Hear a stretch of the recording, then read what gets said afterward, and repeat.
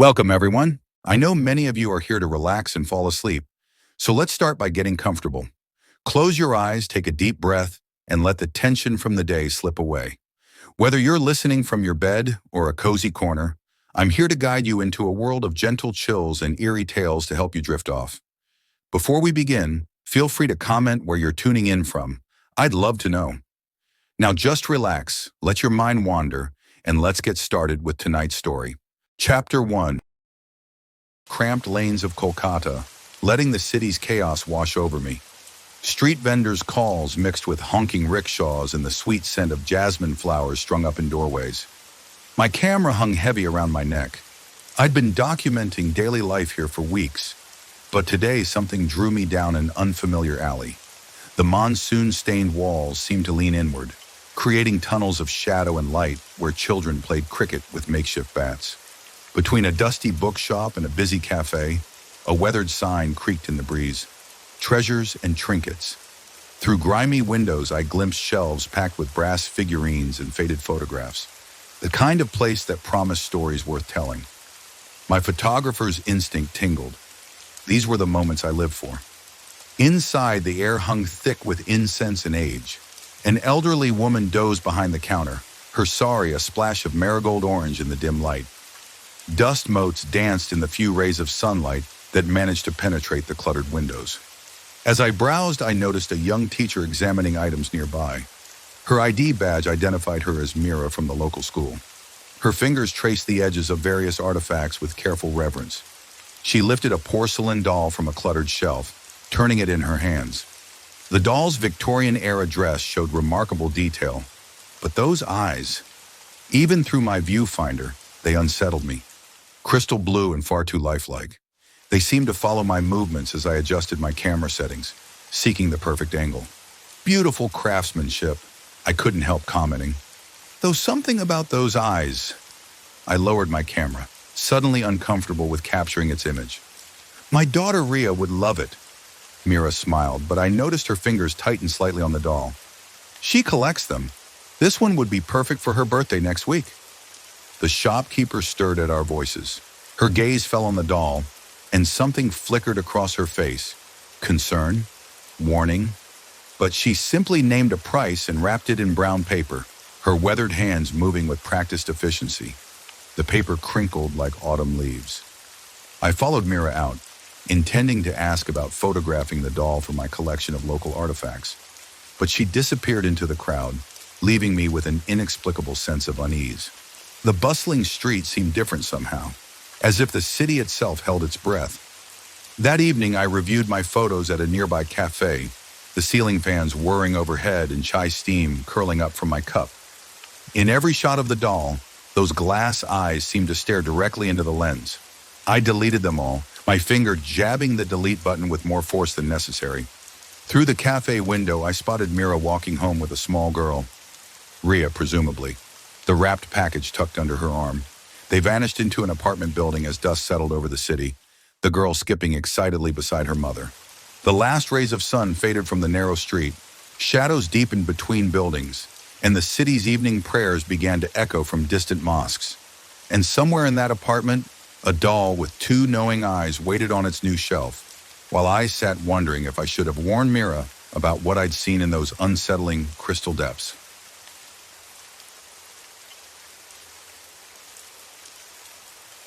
I couldn't get the image of that doll out of my mind. A week after my encounter at the thrift store, my work brought me back to the same neighborhood. The narrow streets felt different in the gathering dusk, more closed in, the shadows deeper between buildings. My camera felt like a shield against the growing darkness. Through pure coincidence, or perhaps something else, I found myself outside Mira's apartment building. Light spilled from her third-floor windows, warm and inviting against the purple evening sky. As I adjusted my lens to capture the play of light and shadow, movement caught my eye. The doll sat in the window, its pale face pressed against the glass. I lowered my camera. That wasn't where it had been yesterday when I'd walked past, or the day before, when I'd found myself drawn to this same spot, telling myself I was just scouting interesting architecture for my photo essay. A figure passed behind the window. Mira. She picked up the doll, her movements sharp with confusion. Even from the street, I could read the tension in her shoulders. She disappeared from view only to return moments later, placing the doll back on what looked like a shelf across the room. "Quite the photographer, aren't you?" I jumped. An elderly woman stood beside me, her eyes fixed on Mira's window. I recognized her as the shopkeeper from Treasures and Trinkets. "I've seen you here before." "Watching?" "I'm working on a project about city life after dark." The excuse sounded hollow even to my ears. "The light up there, it's interesting." "The light, yes." She pulled her shawl tighter. "It won't stay that way. Already the shadows grow." As if on cue, the streetlight above us flickered. Once, twice. The woman was gone before I could respond, swallowed by the darkness between one blink and the next. I raised my camera again, but something made me pause. Through the viewfinder, I watched Mira return to the window. She stood perfectly still, staring down at the street. At me, the streetlight flickered again, casting strange patterns across the building's facade. When it steadied, the doll was back at the window, but Mira hadn't moved it. The next afternoon, I found myself in a cafe across from her building, pretending to edit photos while watching the apartment. Mira emerged with Rhea, both carrying school bags. As they passed my table, I heard snippets of their conversation. "But Mama, I didn't move it." Rhea's voice carried clearly. "I haven't even played with it since Tuesday." "Then how did it end up in the kitchen?" Mira's voice held forced lightness. "Dolls don't walk by themselves, Beta." They disappeared around the corner. I packed up my equipment and crossed the street, drawn by an impulse I couldn't explain. The building's entrance stood open, the stairwell beyond dark despite the afternoon sun. From Mira's apartment above came a sharp crash. I took the stairs two at a time, my camera bouncing against my chest. Her door stood slightly ajar. Had they forgotten to close it? Through the gap, I could see the doll lying face up on the floor, surrounded by broken glass from what had been a coffee table. The doll's head turned. Just slightly. Just enough. I backed away, my heart pounding. The streetlight outside began to flicker, though it wasn't even dark yet. Shadows stretched across the landing, reaching for me with grasping fingers. I ran. That evening, I sat in my hotel room reviewing the day's photos. Most showed ordinary street scenes. Vendors, children playing, the usual pulse of city life. But the shots of Mira's building were different. In each one, the shadows seemed wrong, bending in impossible ways. And in every window, no matter the angle or time of day, those glass blue eyes stared back at me.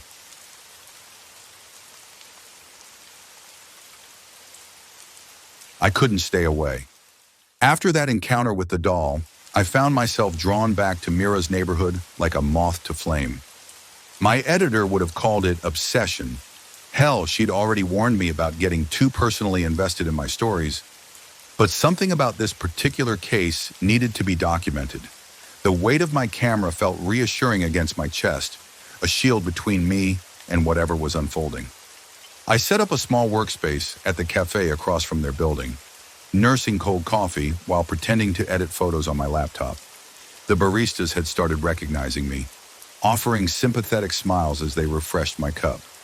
The real story unfolded through my lens, frame by frame, each click of the shutter capturing pieces of a puzzle I wasn't sure I wanted to solve.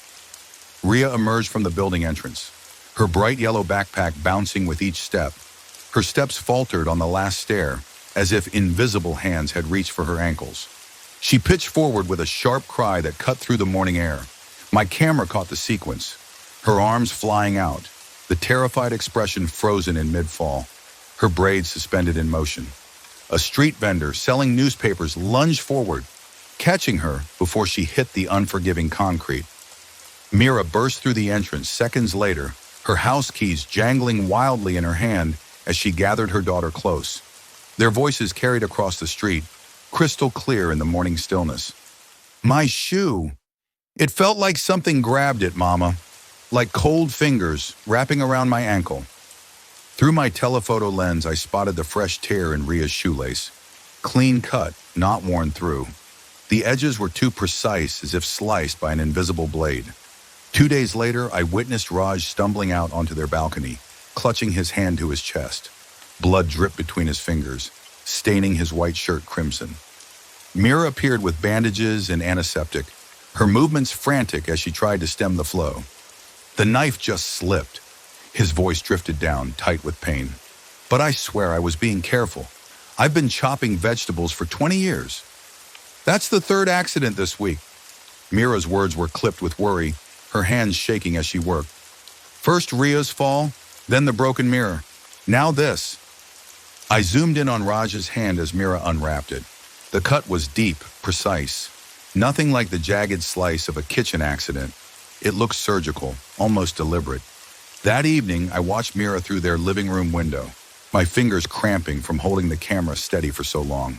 She paced, phone pressed to her ear, casting nervous glances at the corners of the room. No, Raj, take Ria to your mother's. I need to figure something out. There's something wrong here. She hung up, shoulders tight with determination. I recognized that look.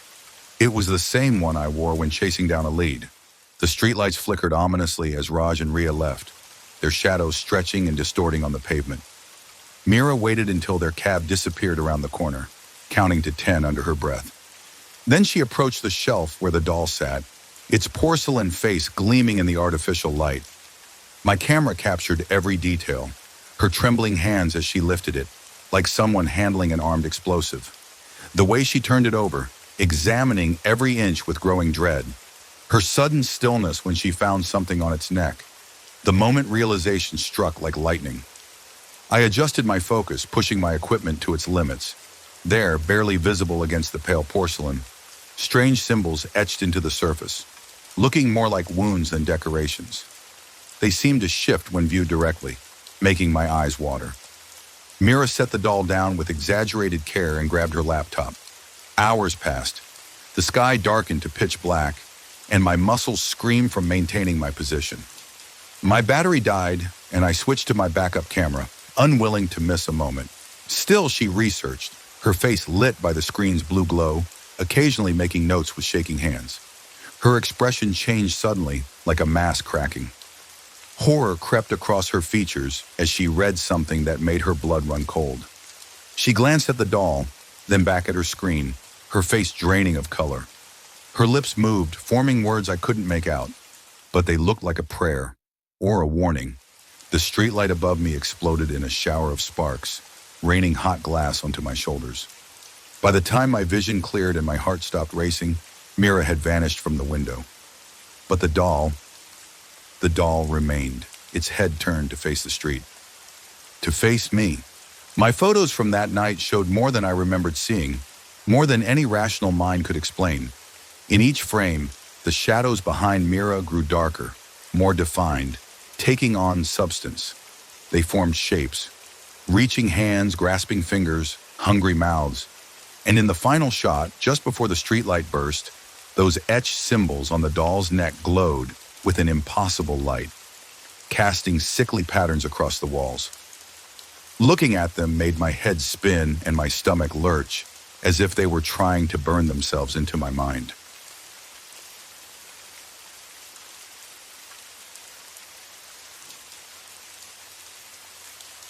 I followed Mira back to her apartment the next morning, my camera ready. The night's revelations had left me shaken, but I couldn't walk away. Not now. Through my lens, I watched her pace the living room, phone pressed to her ear. Ma, please keep Ria with you another day. No, everything's fine. I just need to handle something here. The doll sat on its shelf, those glass eyes tracking her movements. Even through my camera, I felt their pull, a hungry, patient stare. Mira approached it slowly, her hands clenched into fists. You want my daughter?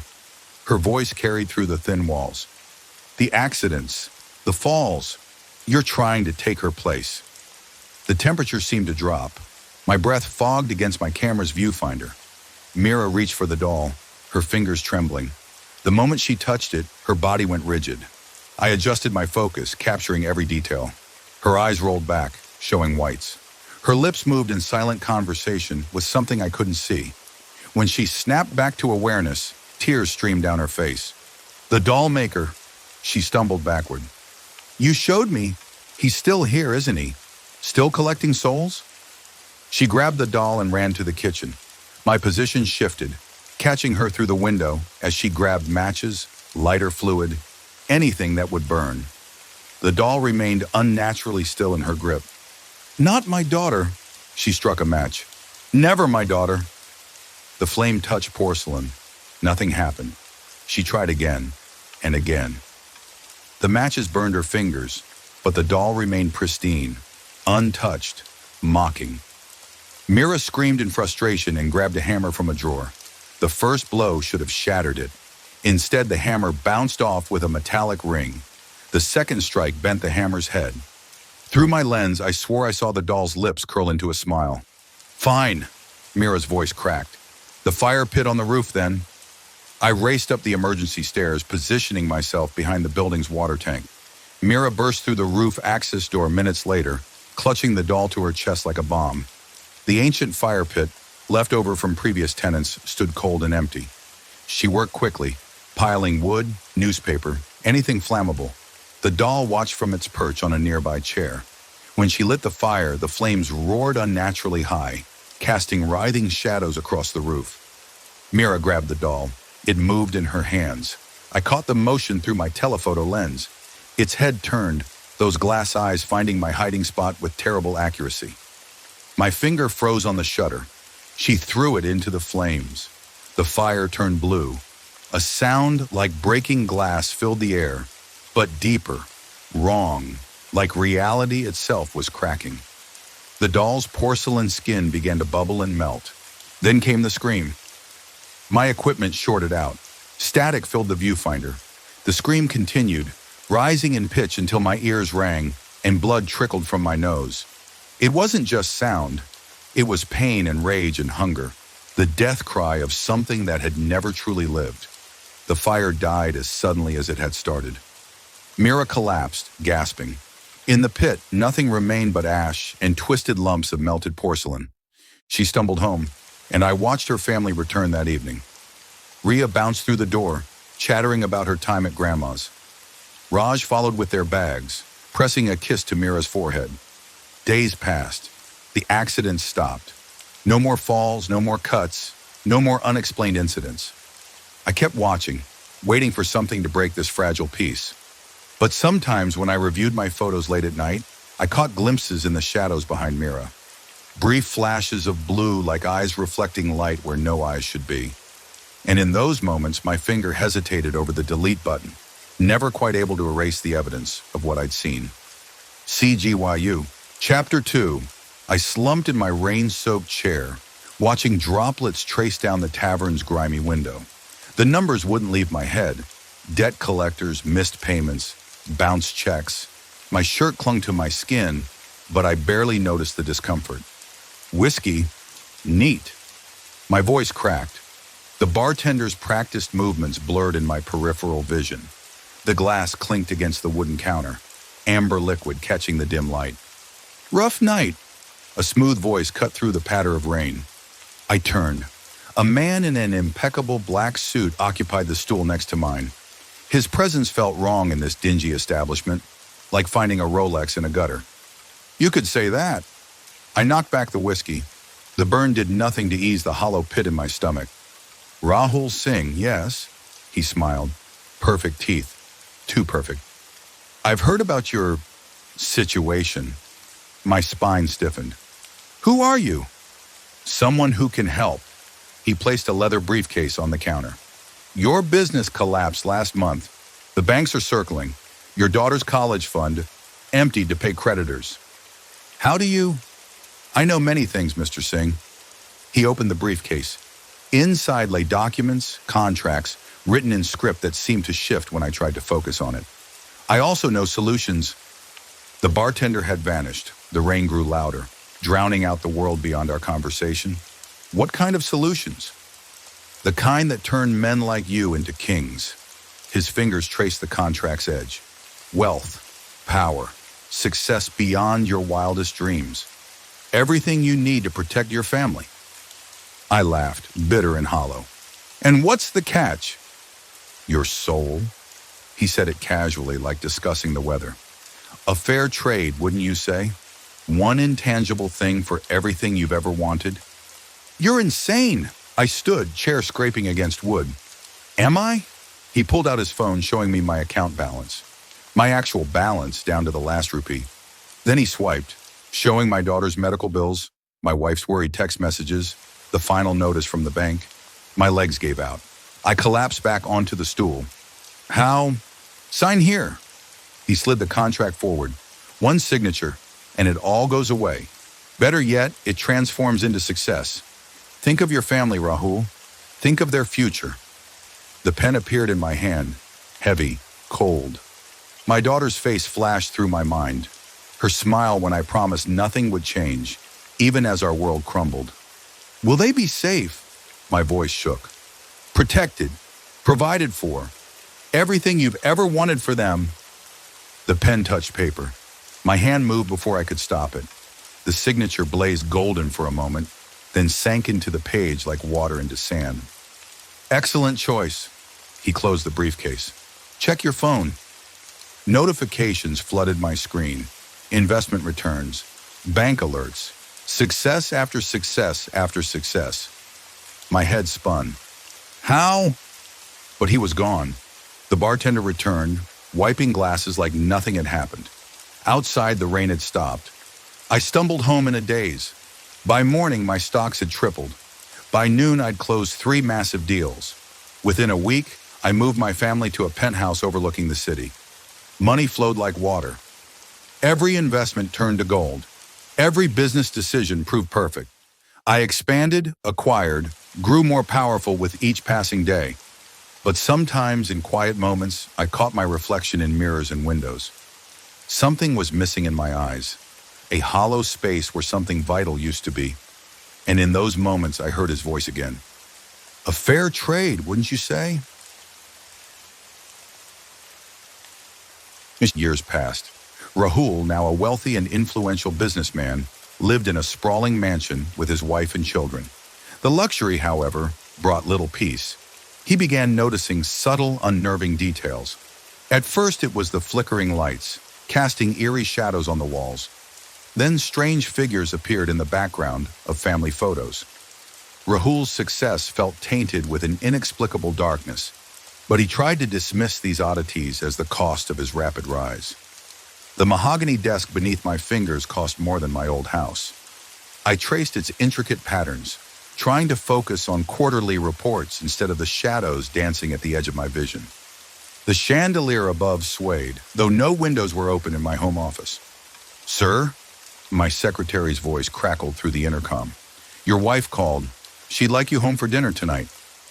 I pressed the button. Tell her I'll be there. The lights flickered. Again. 3rd time today. I'd replaced every bulb, had electricians check the wiring twice. Nothing wrong, they said. Nothing they could find. My phone buzzed. Another successful merger. These days, money multiplied itself. I barely had to think about business decisions. They just worked, like magic. The thought turned my stomach. I packed my briefcase, designer leather that still smelled new. The drive home in my Bentley should have felt satisfying. Instead, the leather seats felt cold against my back, like hands pressing through the material. Our mansion rose from manicured grounds, all gleaming windows and precise architecture. My wife's gardens bloomed year-round now, defying seasons. Everything perfect. Too perfect. Daddy! My daughter Priya ran to greet me, her school uniform pristine despite the late hour. She stopped short of hugging me. She always did lately. How was school, Beta? Good. I got first place in the science fair. She smiled, but it didn't reach her eyes. Had her smile always been so distant? My wife Anjali appeared in the doorway, elegant in designer wear. Dinner's ready. The dining room stretched long and empty, despite just the 3 of us. Crystal glasses caught the light, flickering again. I blinked hard. I was looking at our vacation photos today, Anjali said, serving food I couldn't taste anymore. From Bali last month? My fork froze halfway to my mouth. What about them? There's something strange in them. She pulled out her phone, swiped to a family portrait on the beach. See? In the background. I saw it. A dark figure, too tall, too thin, watching us from behind a palm tree. In the next photo, it stood closer. The next, closer still. Must be other tourists, I muttered. In every photo? Priya leaned forward. Even the ones in our hotel room? The chandelier swung wider. Shadows stretched across the walls like grasping fingers. My reflection in the window looked wrong, gaunt, hollow-eyed. For a moment, I swore I saw someone standing behind me, smiling with too many teeth. It's nothing, I stood abruptly. Just tricks of the light. But later that night, reviewing contracts in my study, I found similar figures lurking in every business photo. Board meetings, property acquisitions, charity galas. Dark shapes hovering at the edges, watching, waiting. The lights flickered one final time and went out completely. In the darkness, I heard something laugh.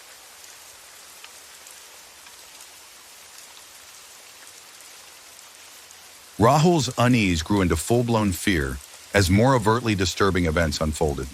He heard whispers late at night, beckoning him to the basement. Objects moved on their own, and his family started having bizarre, shared nightmares. A creeping sense of doom enveloped the house. Rahul tried to find a way out of the deal, consulting mystics and scholars, but every attempt to break the contract seemed to fortify it. The mysterious man's promise loomed large over him, as Rahul realized the sinister figure would return soon to collect his due. The whispers started on a Tuesday night. I was in my study, reviewing acquisition papers, when they drifted up through the floorboards. Soft at first, like rustling leaves, then clearer, my name, over and over. Rahul, come down, come see. I gripped my desk. The voices spoke Hindi, English, Bengali, languages mixing and swirling together. My throat went dry. It's late. You're tired, I told myself. But the whispers grew louder, more insistent. I paced the study, checking my phone. 3 a.m. The rest of the house slept. Only my desk lamp provided light, creating more shadows than illumination. A crash from downstairs jerked me alert. I crept down the marble staircase, following the sound to the kitchen. The expensive china cabinet stood open, cups and saucers arranged in a perfect spiral on the floor. As I watched, a teacup lifted itself and settled into place, completing the pattern. My legs gave out. I slumped against the wall, cold sweat soaking my silk pajamas. The whispers grew excited, gleeful. Soon! Payment due! Come down! I ran back upstairs, but Anjali met me in the hallway, face pale. The dreams, she whispered. You had them too? I hadn't slept yet, but Priya emerged from her room trembling. Daddy, there was a man, tall and dark. He said he's coming to take you away. The same dream, the same figure. I gathered them close, feeling their shivers match my own. Morning brought no relief. My coffee mug slid across the breakfast table untouched. The newspaper pages turned themselves. Anjali's precious crystal vase danced across the mantel. We need help, Anjali said. I visited every temple in Kolkata, consulted priests, mystics, scholars. Each one recoiled when I described the deal. Some refused to help. Others tried. Prayers, rituals, protective amulets. Nothing worked. An old woman reading Sanskrit texts shook her head. The contract is binding. Each attempt to break it only makes it stronger. That night, the basement door swung open as I passed. Cool air rushed up, carrying those damn whispers. My feet moved against my will, drawn to the stairs. No, I gasped, gripping the doorframe. No! The lights blazed suddenly, revealing Anjali and Priya at the top of the stairs. We heard them too, Anjali said. The voices! Priya clutched her mother's hand. They're getting louder. I slammed the basement door, but the whispers seeped through anyway. We huddled in the living room, surrounded by wealth that meant nothing now. The price had been too high. A photo fell from the wall, our family portrait. The glass cracked in a spiderweb pattern across my face. In the reflection, for just a moment, I saw him, the man in the suit, smiling, waiting. The whispers rose to a chorus. Time to pay. Time to collect. My family pressed closer. The lights flickered wildly. Our perfect life crumbled around us, and the darkness closed in.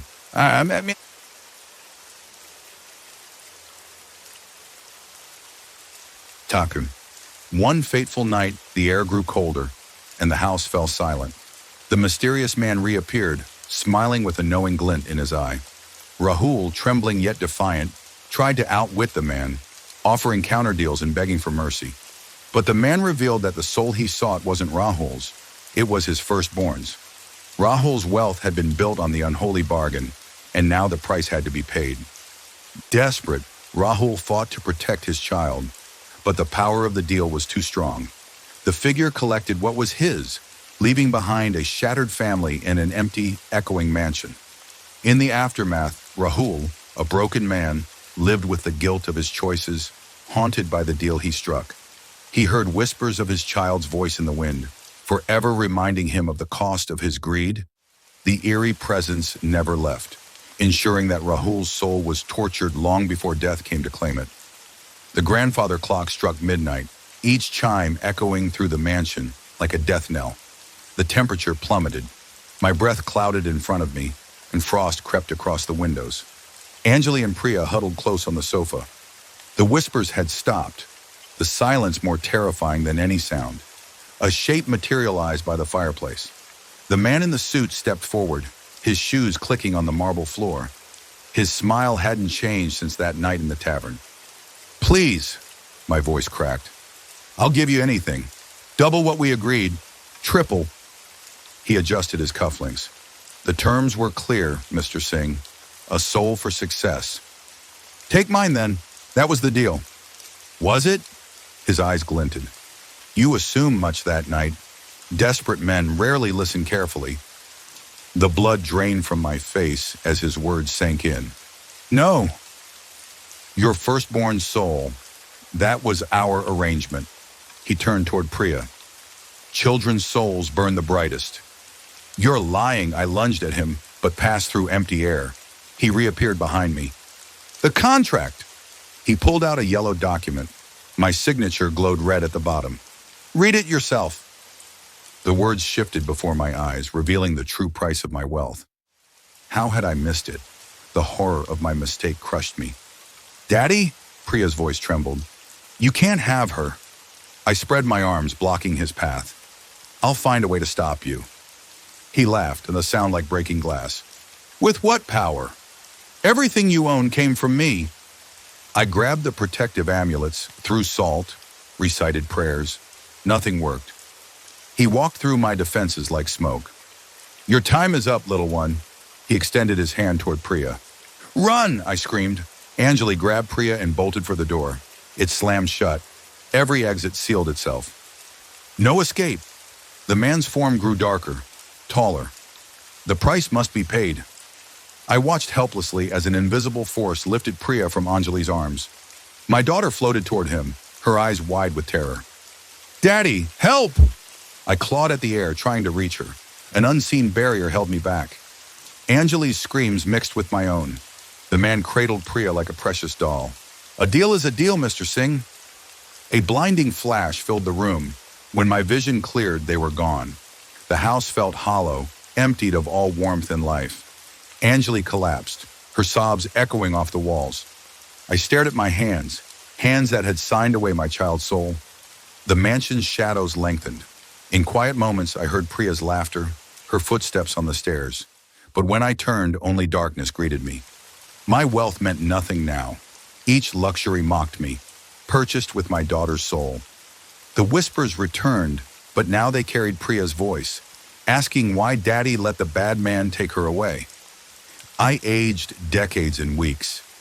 The guilt ate at me like acid, corroding my sanity. The man kept his promise. My soul would suffer long before death claimed it. Chapter 3. The moving truck rumbled away, leaving us to survey our new kingdom. After years of cramped apartment living, the sprawling Vermont property felt almost too good to be true. I watched Sam and Emma race across the vast backyard, their laughter carried on the crisp autumn breeze. "Look at that tree, Dad." Sam pointed at the massive oak that dominated the center of our yard. Its thick branches reached toward the sky like ancient fingers, leaves rustling in a way that seemed almost musical. "It must be hundreds of years old," I said, walking over to touch the rough bark. The trunk was so wide it would take 3 people linking arms to encircle it.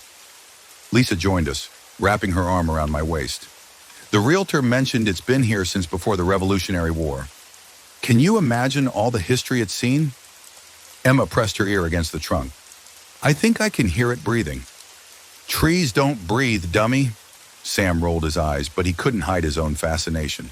He ran his hands over the gnarled roots that snaked across the ground like sleeping serpents.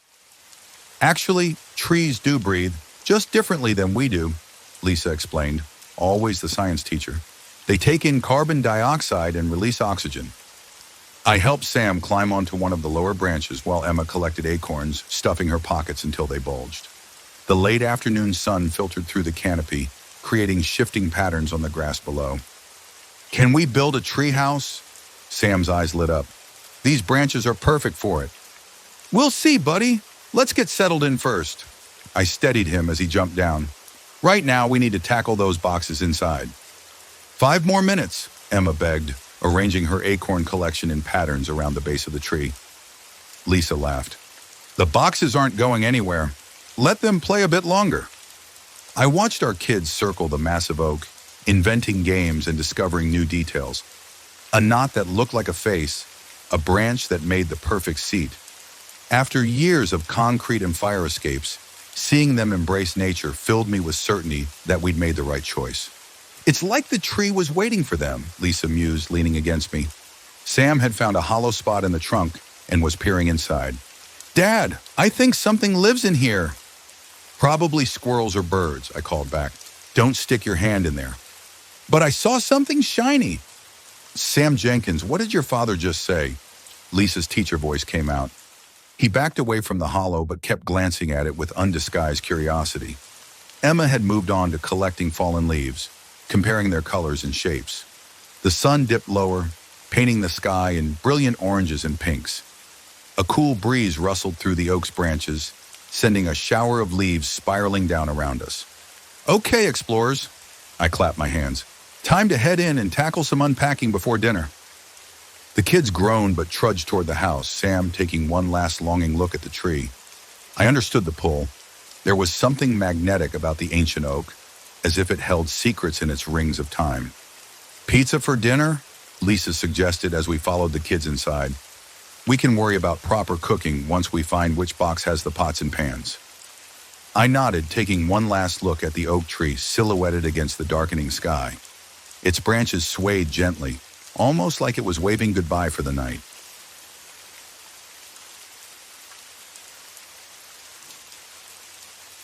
Chakam. I jolted awake to Emma's small hand shaking my shoulder. Her face, illuminated by her unicorn nightlight, was pinched with worry. Daddy, the tree is talking again. I rubbed my eyes, the digital clock reading 2:17 a.m. Lisa stirred beside me. What's wrong, sweetie? She mumbled. I keep hearing whispers. They're coming from outside, from the big tree. I exchanged a look with Lisa. Emma had always been our imaginative one, spinning tales about fairies in the garden and monsters under her bed. It's just the wind in the leaves, honey. Lisa patted the bed between us. Come here.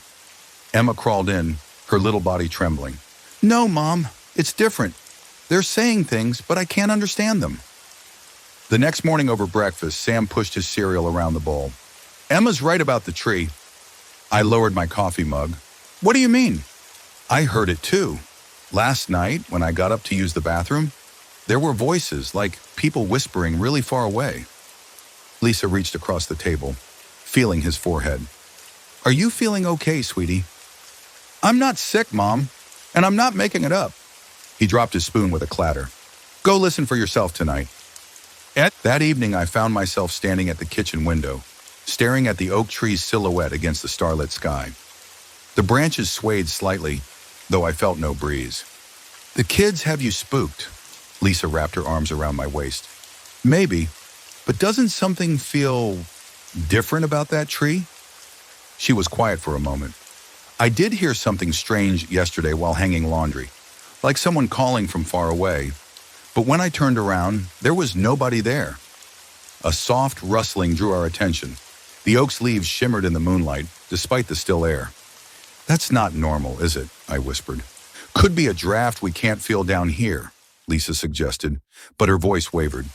The whispers started that night. At first, I thought it was the wind sneaking through a crack in the window frame. But as I listened closer, the sounds had structure, almost like words in a language I couldn't quite grasp. Lisa gripped my arm. "You hear it too?" I nodded, my throat dry. The whispers seemed to float on the night air, drifting through our bedroom window. They rose and fell in rhythmic patterns, sometimes urgent, sometimes soothing, but always just beyond comprehension. "Maybe we should check on the kids," I suggested. We found them both in Emma's room, wide awake, staring out the window at the oak tree. "They're louder tonight," Sam said without turning around. Emma pressed her hand against the glass. "I think they want to tell us something." The leaves rustled more intensely, though the air remained perfectly still. The whispers grew stronger, seeming to echo through the house itself. I pulled Emma away from the window, but even with the curtains drawn, we could still hear them. Those impossible, haunting voices carried on non-existent wind. Lisa's scientific mind struggled to rationalize it. There must be some explanation. Maybe it's the house settling, or some kind of acoustic phenomenon.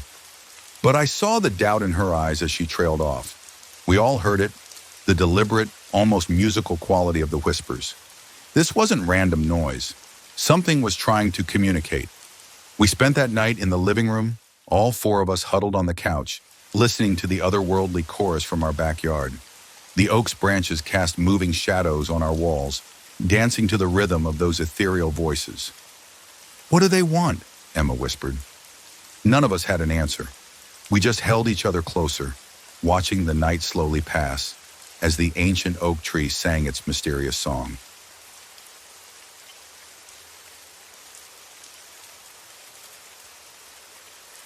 I spent hours at the town library, poring over dusty records and faded newspapers. Lisa sat beside me, her laptop open to various historical archives. "Look at this." She turned her screen toward me. "The Caldwell family owned our property in 1963. Parents and 3 kids. What happened to them?" "That's the thing. They vanished. No bodies, no evidence of foul play. The police report just says they were there one day, gone the next." My stomach churned. "Any mention of the oak tree?" "Actually, yes." She scrolled down. "The youngest daughter's diary was found in her room. The last entry mentions voices from the old oak and something about it knows everything." I pushed aside a stack of newspapers, revealing more articles about our property. Here's something from 1932. Another family reported hearing voices before they moved out. "Matt," Lisa's voice dropped. "There's more. Look at these town records from the 1800s. She showed me scanned documents describing ritualistic gatherings around an ancient oak tree. The local indigenous peoples had considered it sacred, a gateway between worlds. European settlers later used it for their own ceremonies. The tree was already ancient when the first settlers arrived, I read aloud. They called it the Whispering Oak. Back home, the kids were with my parents. The house felt different now, heavy with the weight of what we'd learned. As night fell, the whispers started again. "They're clearer tonight," Lisa said, joining me by the window. She was right. The voices had taken on a more distinct quality. I could almost make out words, fragments of conversations from long ago. "Must protect the children," one voice seemed to say. "They never understood," whispered another. "The price must be paid." Lisa gripped my arm. "Matt, I think they're telling us about the Caldwells." The voices grew stronger, painting pictures in my mind. I saw flashes of a family gathered around a dinner table, children playing in the yard, a mother hanging laundry, all beneath the watchful branches of the oak. "They're showing us memories," I whispered. The tree's leaves shimmered with an otherworldly light. Through the whispers, we learned the truth. The Caldwells had tried to cut down the tree, seeing it as a threat to their children, but the oak had other plans. "They became part of us," the voices revealed. "All who threaten become one with the oak." "The missing families," Lisa gasped. "The tree didn't just take them, it absorbed them." The whispers grew more insistent, demanding our attention. They spoke of ancient pacts, of power flowing through roots deeper than time itself. The oak wasn't just a tree, it was a keeper of secrets, a collector of souls. "Now join us," they seemed to say. become part of our story? I held Lisa closer as the voices swirled around us. The tree's branches swayed hypnotically, casting strange shadows on our walls. We stood there, listening to the whispered tales of those who came before, understanding at last the true nature of our ancient neighbor.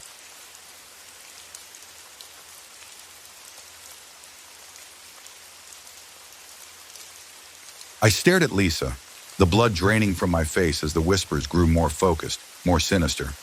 Sam, join us, Sam. They want our boy, Lisa's voice cracked. Matt, they're calling for our son. The branches scraped against the windows, their shadows dancing across our living room walls like grasping fingers. Outside, the massive oak swayed despite the still air, its leaves shimmering with that same otherworldly glow. We need to leave, now. I grabbed the car keys from the counter. Pack only what you need, Lisa called as she rushed upstairs. Emma, Sam. I threw open cabinets, grabbing essential documents and stuffing them into my briefcase. The whispers grew louder, angry now, filling the house with a cacophony of spectral voices. You cannot escape. The price must be paid. My hands shook as I dialed my parents' number. Mom, I need you to meet us at the highway intersection. We'll explain later. Lisa hurried down the stairs with both kids, their eyes wide with fear. Sam clutched his favorite stuffed dinosaur. Daddy, the tree is angry, he whispered. The lights flickered and died. Through the darkness, I saw the oak's branches reaching toward our house, impossibly long and twisted. Get to the car, I ordered, shepherding my family toward the garage. The wind picked up, howling through the house with unnatural force. Pictures flew off walls, furniture toppled. The voices merged into a deafening roar. The child belongs to us! I slammed my shoulder against the garage door. It wouldn't budge. The side door, Lisa shouted over the chaos. We rushed through the kitchen. Emma screamed as branches burst through windows, showering us with glass. I scooped her up and ran. The oak's limbs whipped through the air like tentacles, trying to snatch Sam. Lisa grabbed his hand and pulled him close. Almost there! I yelled, fumbling with the side door lock. The door flew open. We stumbled into the yard, but the tree's branches were everywhere, forming a writhing canopy above us. Give us the boy, the voices thundered from the oak's ancient trunk. I handed Emma to Lisa.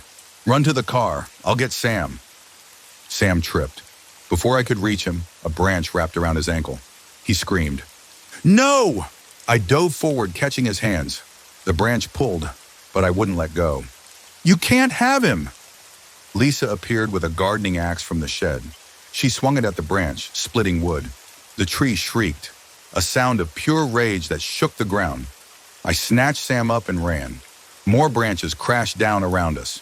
We reached the car, piling in as wooden limbs clawed at the metal. The engine roared to life. I floored the accelerator, tires spinning on wet grass. The oak's branches formed a barrier across the driveway. Hold on! I crashed through the wooden blockade. Branches snapped and scraped along the car's roof. In the rearview mirror, I saw the oak thrashing in fury, its leaves glowing blood red. The whispers faded as we sped away, but their final words chilled me to the bone. We will wait. We will always wait. Chapter 14. Thank you for watching.